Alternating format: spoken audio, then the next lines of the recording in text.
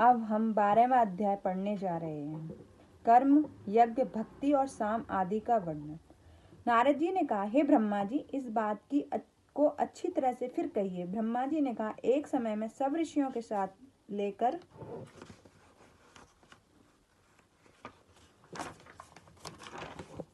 क्षीर सागर के तट पर भगवान विष्णु की स्तुति करने गया, और जब हम सबने उनकी स्तुति की तो उन्होंने शिव जी के चरणों का ध्यान करके प्रसन्न होकर कहा, हे ब्रह्मा आदि देवताओं, तुम लोग क्यों आए हो? तुम्हारा क्या कार्य है? मुझसे कहो। ब्रह्मा जी कहते हैं कि जब विष्णु भगवान ने इस प्रकार पूछा तो देवताओं ने निवेदन किया कि हे महाराज, दुखों को दूर करने वाली सेवा किसकी करनी चाहिए? तब भगवान बोले, हे ब्राह्मण, यह तो तुम पहले ही भी देख चुके हो और अब भी देखते हो कि फिर क्या मुझसे पूछते हो? किंतु कार्य में तत्पर तुम्हारे देवताओं के लिए फिर कहता हूँ, सुनो। भगवान शंकर ही सब दुखों का दूर करता और परम श्रेय है।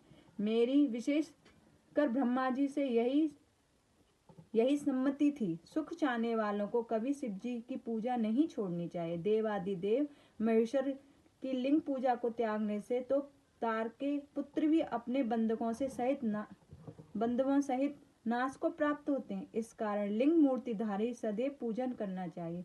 शिव जी की पूजा से ही हम, तुम तथा सभी देवता श्रेष्ठ हैं। फिर इस बात को कैसे भूल जाते हैं? जैसे ही हो लिंग की पूजा करें। सकाम श्रवाचन करना ही योग्य, वही बड़ी हानि और वही महाछिद्र, वही अधंता और मुग्धताता है। जिस मुहूर्त और क्षण में श्रवाचन नहीं होता वहाँ शिव जी का भक्त कभी दुखी नहीं होता। मनुष्य को संसार के सारे सुख तो शिव जी की पूजा से प्राप्त होते हैं, अपितु मुक्ति भी प्राप्त हो जाती है। ब्रह्मा जी कहते हैं, इस प्रकार विष्णु भगवान ने कहा तो देवताओं ने से हरि को प्रणाम किया और सब कर्मों की सिद्धि के लिए लिंगों की प्रार्थना की। तब भगवान विश्वकर्मा को बुलाकर कहा कि हे मुनि, मैं तो जीवों को उद्धार में लगा हुआ हूँ, तुम मेरी आज्ञा से देवताओं के लिए शिवलिंग की स्थापना करो।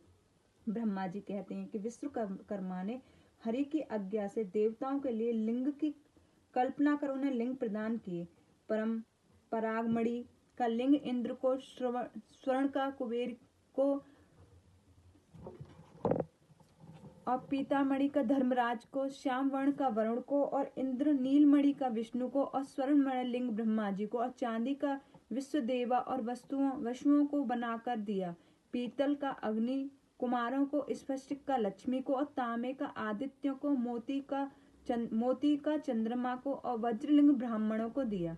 फिर ब्राह्मणों की स्त्रियों को मिट्टी का और नागों को चंदन का, मक्खन का देवी को भस्म का, योगी को दधि को, यक्षों का मिट्टी की छाया को दिया। इस प्रकार जब सबको लिंग की प्राप्ति हो गई तब विष्णु जी के वचनों को सुनकर मैं देवताओं सहित अपने लोक में आया और सब ऋषियों को देवताओं में फलदायक उस पूजा विधि को बतला और कहा, जब तक ज्ञान न हो जाए तब तक सभी लोग विधि पूर्वक इस प्रकार लिंगों की पूजा करें, क्योंकि उच्च पद पर चढ़ने के लिए प्रतिमा पूजन करना आवश्यक है। निगुण की प्राप्ति के लिए प्रतिमा पूजन ही उसका आसर है।